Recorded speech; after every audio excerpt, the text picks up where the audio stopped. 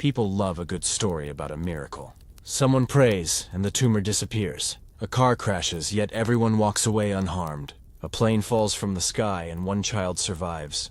We call these moments miraculous because they seem to defy explanation. They comfort us. They give chaos a bit of meaning. But once you strip away emotion and look closely, you start noticing that what people call miracles often say more about the human mind than the universe itself. When something impossible happens, we don't like not knowing why. We rush to fill the gap with something, anything, that feels satisfying.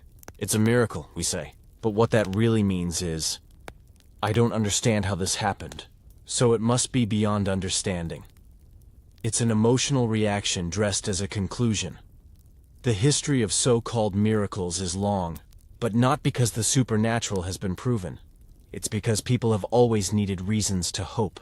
Before science, nearly everything unknown looked miraculous. Lightning, disease, birth, death, all seemed like signs from invisible powers. The moment we learned what electricity was, the miracle of lightning disappeared. The moment we discovered germs, the miracle of sudden healing turned into a study in biology. Each time knowledge expands, the territory of miracles shrinks a little more. And yet people still report miracles all the time. A prayer answered, a storm diverted, a tragedy avoided. You'll find entire books, TV shows, and YouTube channels devoted to them. But here's the strange part. The miracles people report never seem to happen under conditions where they can be verified. You never see amputated limbs regrow. You don't see hospital wings cleared of disease by prayer. The so-called miracles only appear where measurement ends, in that gray area of coincidence, uncertainty, and emotion. The human brain is built to find patterns, even where none exist. When something unlikely happens, our minds highlight it like it's special, and ignore the hundreds of ordinary outcomes that didn't stand out. Psychologists call this confirmation bias. If you pray and something good happens, you call it a miracle. If nothing happens, you forget about it. The failures fade from memory. Over time, the successes seem meaningful, when statistically, they're just random events filtered through selective attention. Consider a hospital ward.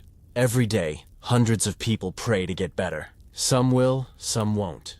Those who recover often give credit to a miracle, while those who die are rarely featured in the story. But if prayer truly altered reality, we'd see measurable differences between those who prayed and those who didn't. Yet dozens of controlled studies show no such effect. When tested, miracles stop happening, and that's the quiet truth. Miracles hide from scrutiny. They appear where evidence is thin, where people are desperate, or where the story can't be checked. The moment you bring in cameras, data, or scientific method, the divine stage light goes out. Now that doesn't mean people are lying when they say they've experienced a miracle. Many are absolutely sincere. What they're describing is real to them. The relief, the awe, the gratitude. But sincerity doesn't make something true in the physical world. Emotions are powerful, but they're not evidence. There's also a deeper psychological layer to all this. Humans crave agency, the sense that someone or something is in control. Randomness feels unbearable, especially when life is at stake. A miracle turns chaos into story. Instead of, my child survived by chance, it becomes, my child was saved for a reason. It's comforting. It makes the world feel moral and intentional. But think about what that implies. If one person is saved by God, what about the hundreds who weren't? If a miracle spared your home from a tornado, what does that say about the neighbor's house that got flattened? The logic of miracles quickly collapses under the weight of fairness. It turns the universe into a lottery where divine favoritism replaces cause and effect. When you look at it this way, miracles become less about reality and more about emotion. Specifically, the need for meaning. We call something a miracle not because it breaks the laws of nature, but because it breaks the monotony of fear and helplessness. It's our way of saying, I matter. My story matters. The universe noticed me. Yet the real world doesn't need special exceptions to be extraordinary. Think about the odds that any one person exists at all. The billions of genetic combinations that led to you being born. Think about the delicate balance of forces that hold the universe together. These are not miracles. They're facts of existence. But they're far more impressive because they don't rely on magic. They're real whether or not we believe in them. The tragedy of miracle thinking is that it often replaces curiosity with satisfaction. When someone says, "It's a miracle," the conversation ends. When someone says, "How did this happen?" discovery begins. And it's discovery, not divine intervention, that has healed, connected, and protected humanity more than any claimed miracle ever has. If you track the history of progress, you'll see a pattern. Every mystery that once required faith is now explained by evidence. Rainbows, earthquakes, plagues, mental illness, each was once attributed to gods or demons. But explanations grow and gods retreat. The miracle becomes natural, and then ordinary. And maybe that's the most interesting part. The more we understand, the less miraculous the world seems, yet the more wondrous it becomes. Because the real world, in all its complexity, doesn't need supernatural permission to amaze us. It's miraculous enough without miracles. There's a strange thing about human memory. It edits itself. When people recall a so-called miracle, the story often changes over time. Details fade, coincidences tighten, and the sequence of events starts to look more purposeful than it really was. Psychologists call this retrospective meaning-making. It's the brain's way of stitching chaos into coherence. Take, for instance, survival stories. You hear about the man who fell from an airplane without a parachute and lived, or the woman who was trapped under rubble for days but walked out alive. These are rare, astonishing events, but they're not supernatural. In each case, physics, luck, and biology play their roles. The survivor's body hit trees that broke the fall, or they were shielded by debris that formed an air pocket. The story becomes a miracle because we highlight survival and forget the hundreds who didn't make it. It's the same statistical blind spot that fuels the myth of divine rescue.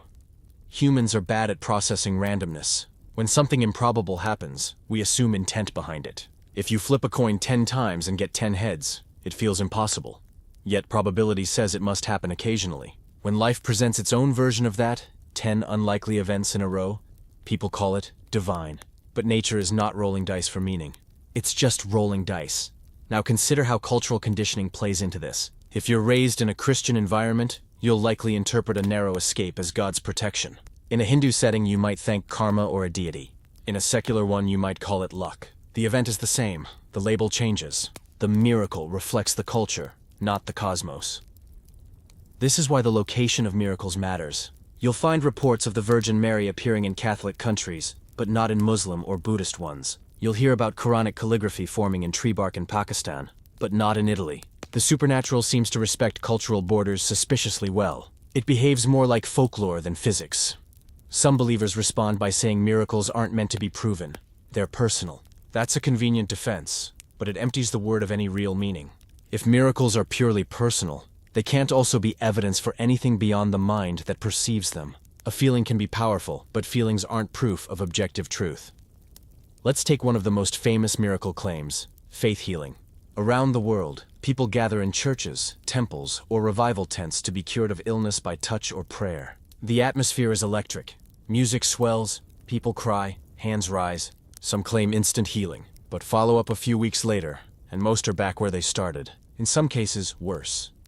When doctors investigate faith healings, they often find a mix of psychology and misdiagnosis. The excitement, suggestion, and adrenaline of the moment can temporarily ease symptoms, especially those influenced by stress, like pain or paralysis.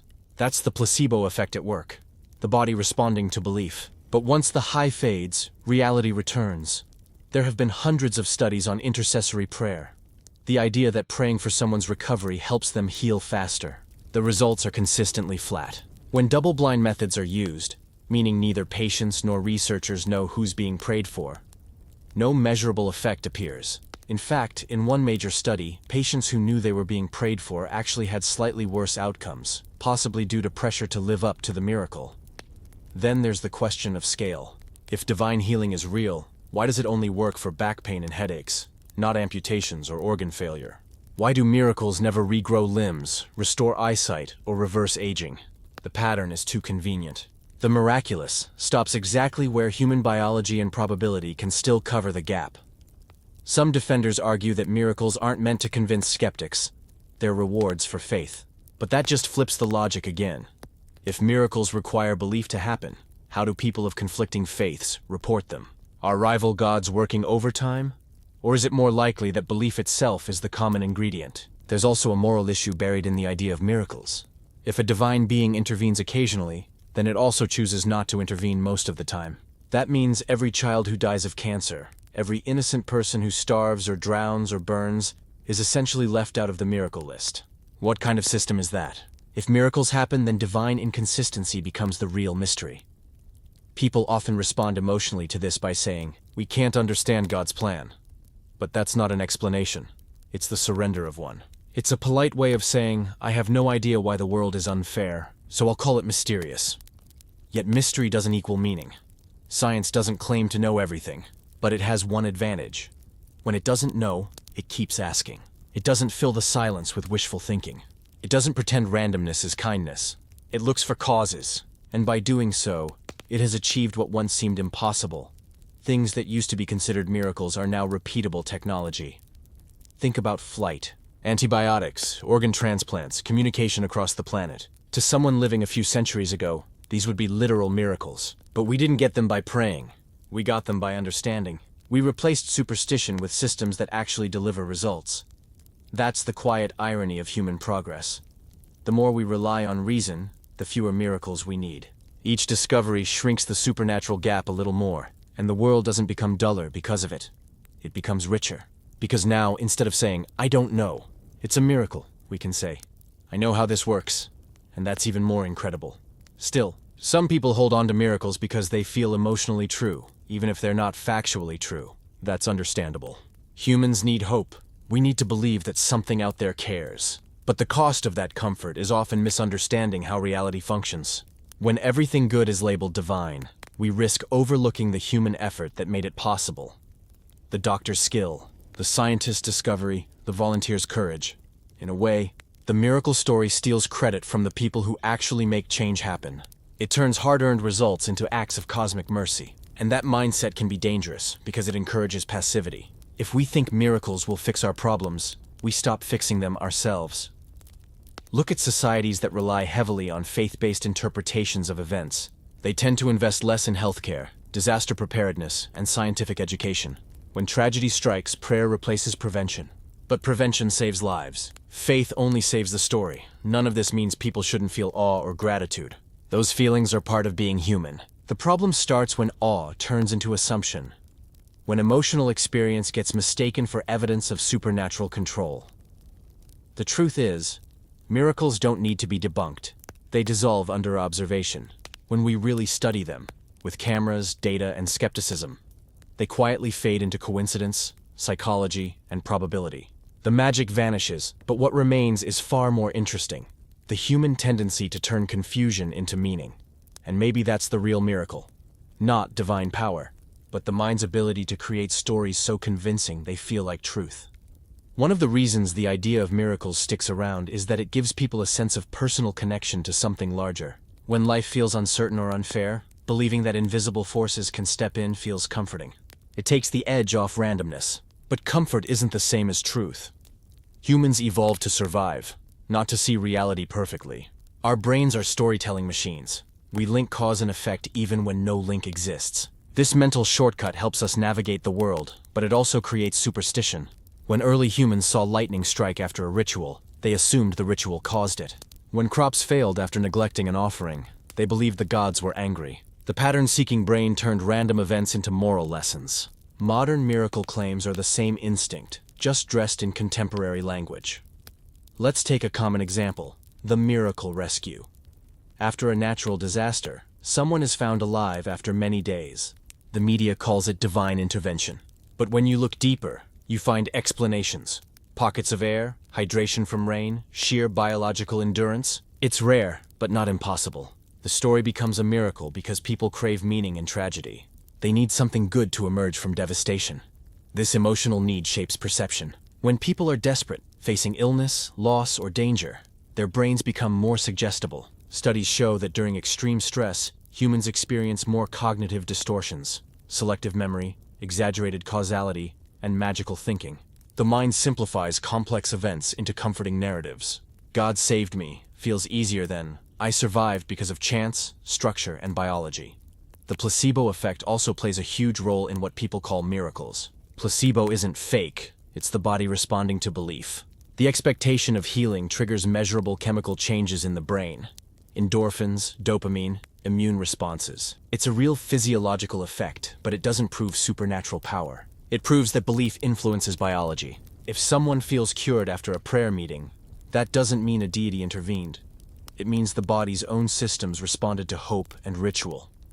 Yet those experiences feel deeply personal, which makes them resistant to doubt.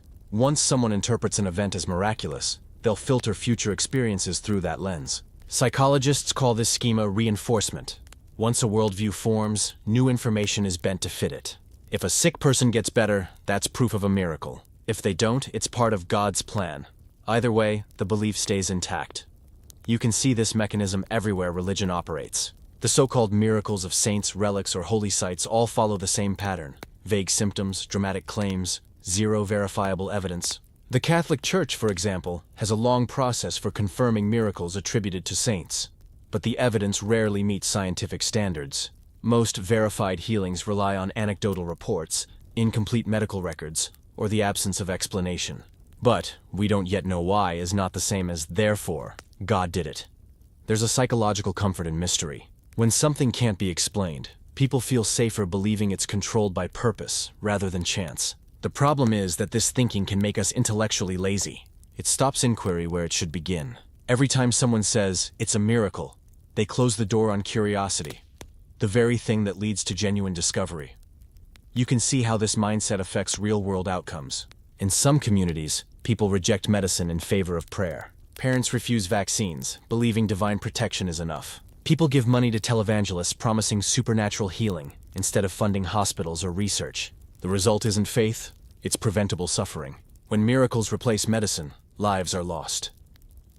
There's another layer to this: how the idea of miracles shapes morality. If people believe God can step in at any time to change outcomes, then moral responsibility weakens. Why act if divine forces will handle it? Why intervene if everything happens for a reason? It encourages passivity disguised as faith. But the world changes only when people take responsibility for it, not when they wait for invisible intervention. The moral tension of miracles goes deeper still. When a child survives a disaster, people say God saved her. But when thousands die in the same event, silence. The miracle is celebrated, the tragedy ignored. That selective gratitude creates a distorted moral universe, one where divine attention is random and cruel. If you attribute good luck to a miracle, you also have to attribute suffering to divine neglect. Most people can't stomach that, so they compartmentalize. The miracle is intentional, the tragedy a mystery. There's also a political dimension to miracle claims. Leaders, both religious and secular, often exploit them to strengthen authority. Declaring something a miracle rallies belief, unites followers, and discourages questioning. It turns randomness into divine approval. Throughout history, rulers have used supposed miracles, from glowing crosses in the sky to unexplained healings, as signs of legitimacy. When people believe a leader has divine favor, critical thinking shuts down. The miracle story is powerful because it bypasses logic and goes straight to emotion. It's not built on data. It's built on narrative rhythm: fear, hope, relief, gratitude. That emotional arc is addictive. It's why miracle testimonies are such effective propaganda tools. They're not meant to be verified. They're meant to be felt. And yet, even knowing this, people still crave them. Because the alternative, a world without cosmic exceptions, feels cold. But it doesn't have to. A reality without miracles isn't meaningless. It's honest. It means the laws of nature apply equally to everyone. It means the universe doesn't play favorites. That's not depressing. That's liberating. It puts agency back in human hands. If we stop waiting for miracles, we start creating solutions. We build technology, medicine, and systems that actually work. We don't need divine intervention to end hunger, cure diseases, or protect the planet. We just need cooperation, intelligence, and compassion, all of which come from us. When you step back and look at the history of human achievement, the pattern is obvious. Progress happens when we act, not when we wait. The miracle of flight came from understanding physics. The miracle of curing infections came from discovering antibiotics. The miracle of instant global communication came from human creativity. Each one started with the refusal to accept mystery as an answer. Maybe the biggest illusion about miracles is that they're rare. In truth, the world is full of everyday wonders. consciousness, evolution, complexity, that don't need divine authorship. They just need attention. The fact that atoms form minds capable of self-reflection is staggering enough. You don't need supernatural explanation for that to feel profound. But belief in miracles persists because it offers emotional simplicity. It gives chaos a plot, randomness a reason, tragedy a purpose. And sometimes, people would rather have a comforting fiction than a complicated truth. That's the tension at the heart of human belief. Truth is often less comforting than imagination, but far more valuable. When people stop seeing the world through the lens of miracles, they don't lose wonder. They gain it, because instead of attributing everything to an invisible plan, they begin to see the fragile beauty of cause and effect. The fact that we exist at all, that consciousness arose from stardust, that compassion and intelligence evolved, these are not miracles. They're reality, and reality, when looked at clearly, is enough. One of the quiet problems with miracle thinking is that it can't coexist comfortably with evidence. When something can't be tested, it can't be trusted. And miracles, by definition, hide from tests. The more closely you examine them, the less miraculous they become. Take the so-called miracle healings that surface in headlines or documentaries. They sound extraordinary until you look at the medical records. A person is diagnosed with cancer, then claims a sudden cure after prayer. But in many cases, the initial diagnosis was wrong, or the cancer was slow-growing and naturally regressed. A rare but documented phenomenon. Doctors call it spontaneous remission, not divine intervention. It happens in both believers and non-believers, across all faiths, at roughly the same statistical rate. That's the thing. Miracles never discriminate. The devout, the skeptical, the indifferent. Everyone experiences random fortune and tragedy in roughly equal measure. Hurricanes don't skip churches. Earthquakes don't pause for prayer. If divine power were behind specific outcomes, we'd expect patterns that favored belief. But the data doesn't show that. What it shows is a world running on natural laws, indifferent to human hope. The human mind, however, hates indifference. We want to feel noticed. When good things happen, it feels personal. When bad things happen, we look for meaning. That emotional reflex is powerful enough to make coincidences feel supernatural. If you dream of a friend the night before they call you, it feels eerie. But think about how many people you dream about who don't call. You only remember the hits, not the misses. That's selective memory. And it's the soil where miracles grow. Another aspect is narrative compression. Our tendency to edit events into a tidy sequence that feels purposeful. For example, a person misses their bus, gets delayed, and later learns that bus crashed. Instantly, it feels like fate or divine protection. But statistically, near misses happen constantly. You could be delayed 100 times and never know what would have happened otherwise. The few coincidences that line up perfectly stick in memory and become proof. Cognitive biases like these explain why miracle stories thrive even in the age of science. They don't rely on logic, they rely on feeling true. And feelings are persuasive. They bypass analysis and speak directly to emotion. That's why people can watch a miracle testimony video and tear up even if they don't believe in the supernatural. It hits the part of the brain wired for empathy, not critical thinking. That's also why miracles spread so easily through media. They're emotional clickbait, short, dramatic, comforting. Mother survives fall from 10th floor, thanks God. Child recovers from coma after prayer. They're ready-made stories with built-in moral satisfaction. But missing from those headlines are the dozens of mothers who didn't survive, or the children who didn't wake up. When you include all outcomes, the miracle dissolves into probability. Consider airplane crashes. When one person survives, it's front-page news. They call it divine intervention. But nobody writes stories about the hundreds who didn't. Survivorship bias filters our perception. We see the unlikely victory and ignore the majority outcome. If you flip a coin 1,000,000 times, some sequences will look magical. That's just math, not meaning. Skeptics often point this out, and believers respond by saying, well, maybe miracles aren't about evidence, they're about faith. But if faith means believing without evidence, then miracles lose their purpose as proof. They become personal experiences, not universal truths. And if they're personal, they can't convince anyone outside that experience. They're private feelings mislabeled as public facts. What makes this topic fascinating is how adaptable the idea of miracles is. When direct evidence fails, the definition shifts. Some say miracles are violations of natural law. Others redefine them as unlikely coincidences, with moral significance. And others say they're simply moments of grace or meaningful beauty. The definition keeps moving. which protects it from falsification. You can't disprove something that changes shape every time you look at it. But that flexibility also exposes the weakness. If miracles can mean anything, from curing cancer to finding your lost keys, then they mean nothing. The word loses its value when stretched to cover every pleasant surprise. The beauty of reality doesn't need the label of miracle to be meaningful. There's another interesting angle here: the economics of belief. Miracles are a powerful product. They sell faith, and faith sells loyalty, donations, and influence. Entire industries exist around them. Healing ministries, pilgrimage tourism, miracle merchandise. When someone claims a supernatural event, it draws attention, followers, and money. That doesn't mean everyone is faking, but it does mean there's incentive to exaggerate. And where incentives meet emotion, truth gets blurry. Television preachers know this well. They choreograph miracle healings with perfect showmanship. Lights dim, music swells, a person throws down crutches. But investigative journalists who follow up often find no long-term recovery, and sometimes even staged testimonies. The performance works because it satisfies the same psychological craving as magic tricks. We want to believe, even when we know we shouldn't.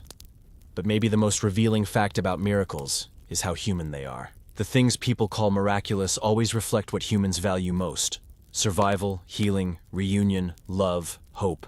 Miracles are wish lists projected onto reality.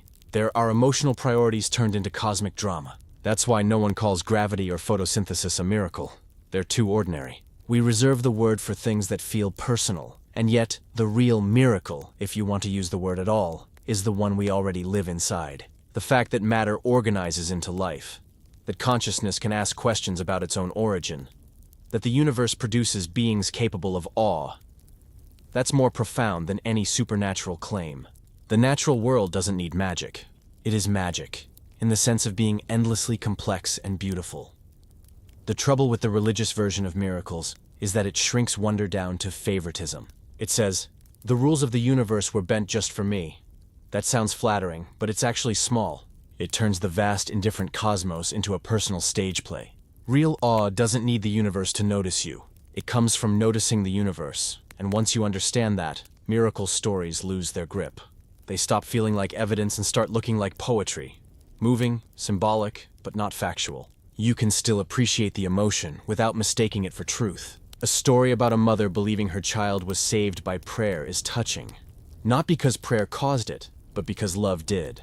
The miracle isn't supernatural. It's human resilience framed through belief.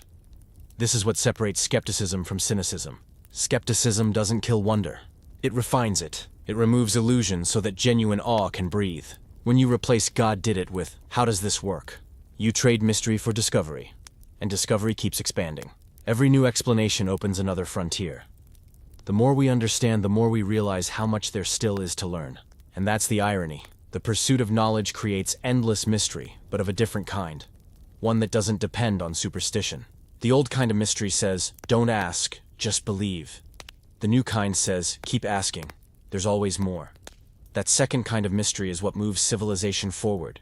It builds rockets, cures diseases, decodes DNA, and explores galaxies. It replaces miracles with mechanisms, but in doing so, it reveals a deeper beauty. A universe that doesn't need to break its own rules to create something extraordinary. If we're being honest, what people often call a miracle is usually just a moment when something improbable lines up with something emotionally charged. Someone survives a car crash that should have killed them, and they call it divine intervention. Someone's cancer disappears after aggressive treatment, and they call it a sign from above. A baby is born after years of failed attempts, and it's labeled a blessing. But if you look carefully, these stories never hold up under scrutiny. They're moments of extreme coincidence, filtered through human bias and emotion. We don't celebrate the thousands of cases where the same prayer went unanswered, where the same faith met silence, or where tragedy followed belief. Those vanish into memory because they don't fit the comforting story. What we call a miracle is often just our brain trying to find meaning in chaos. Humans evolved to look for agency, for something or someone behind every event. That instinct once helped us survive in an unpredictable world, but it also makes us vulnerable to false connections. When lightning struck ancient villages, people assumed gods were angry. When crops failed, they thought spirits needed sacrifice. Today, when a tumor shrinks, people credit divine mercy. The pattern is the same. The explanations just wear modern clothes. Some will argue, but even if only one miracle were real, Wouldn't that prove something extraordinary? In theory, yes, but in practice, every alleged miracle collapses under investigation. The Vatican has investigated thousands over the centuries, and the number they actually confirm is tiny. Even those so-called approved cases rely on the absence of an explanation, not the presence of one. It's like saying, we don't know how this happened, so it must be supernatural. But ignorance isn't evidence. It's just ignorance. Think of the Lord's miracles. The famous French shrine where millions go seeking healing. Out of over 7,000 claims of miraculous cures, the Catholic Church has officially recognized only 70 in more than 160 years. That's 1 out of every 100 reported miracles, declared inexplicable. But inexplicable only means we don't yet know how. It doesn't mean it was magic. Many of those 70 involve diseases known for spontaneous remission or misdiagnosis. It's not proof of divine intervention. It's proof that human biology and probability can surprise us. And that's the heart of the issue. We underestimate how often rare things happen in a big world. The law of truly large numbers says that if something has even a tiny chance of happening, and you have billions of opportunities, it will happen somewhere. Someone will win the lottery twice. Someone will fall from an airplane without a parachute and survive. Someone's terminal illness will vanish without explanation. These are the statistical certainties of a vast random reality, not cracks in the laws of nature. But people don't like that explanation. Probability doesn't comfort the heart like a miracle does. Statistics doesn't hold your hand in the hospital. It doesn't whisper meaning into suffering. That's why the idea of miracles persists. Not because evidence supports them, but because they soothe something deeply human. Our craving for hope, order, and connection. It's not wrong to want that. But when we dress our hope in supernatural language, we risk something more dangerous. We stop searching for real answers. Every time someone says, it's a miracle, that's one less reason to ask how something truly works. Miracles close doors. Curiosity opens them. Science didn't grow from people satisfied with mystery. It grew from people who refused to stop asking questions, even when everyone else said, that's just divine will. There's another problem with miracles. They're unfair. If a God can suspend the laws of the universe, why does it only happen in rare, camera-free moments? Why cure one child's illness while letting millions die of the same disease? Why save one plane crash survivor and let everyone else perish? A selective miracle isn't mercy. It's neglect dressed as compassion. A truly moral universe wouldn't play favorites. And yet, people keep telling these stories. They pass them down because they want to believe that goodness and justice exist beyond randomness. But there's a deeper beauty, I think, in accepting that the universe runs on cause and effect. No favoritism, no cosmic lottery, just reality. Because once you stop waiting for miracles, you start appreciating the real ones we already have. Life itself, consciousness, compassion, the way humans can transform the world using understanding instead of prayer. Every technological advancement we now take for granted would have been called miraculous centuries ago. Electricity, flight, vaccines, the ability to transplant hearts or edit genes. None of those required divine shortcuts. They came from human curiosity, patience, and failure repeated until truth emerged. That's the real miracle. Not magic, but mastery. Not intervention, but insight. And when someone says, but you can't explain everything, that's true. We can't. But the honest response isn't to fill the gap with faith. It's to leave the gap open and keep exploring it. The history of knowledge shows that the space once filled by miracle always shrinks when understanding expands. Lightning, disease, birth, death. One by one, they moved from mystery to mechanism. Not because the world changed, but because we did. Maybe the real question isn't, do miracles really happen? But why do we need them to? Maybe our desire for miracles says more about our discomfort with randomness than about the universe itself. Maybe miracles are just a mirror, showing how unwilling we are to accept that things can happen without a purpose. When someone survives against the odds, call it remarkable. When medicine succeeds, call it progress. When chance works in your favor, call it luck. But don't call it a miracle. Because the moment you do, you hand over credit for what could be understood, improved, or repeated. You surrender the opportunity to learn from reality. We don't need supernatural explanations to feel awe. The real world is overflowing with it. Every heartbeat, every cell, every star, all operating within the same elegant laws that never bend for belief. Those laws don't need breaking to be beautiful. They are the beauty. So, do miracles really happen? Not in the way we've been taught to think. The extraordinary doesn't break nature's rules. It reveals them. The impossible doesn't require gods. It requires patience, evidence, and the courage to face uncertainty without superstition. And maybe that's the point we've been missing all along. The absence of miracles doesn't make life empty. It makes it ours. It means that what happens here, in this short, fragile existence, is not a rehearsal for eternity. It's the main event. And that's not something to fear. That's something to cherish. Because when you stop waiting for miracles, you start realizing that everything meaningful, love, kindness, discovery, resilience, was never supernatural. It was always human.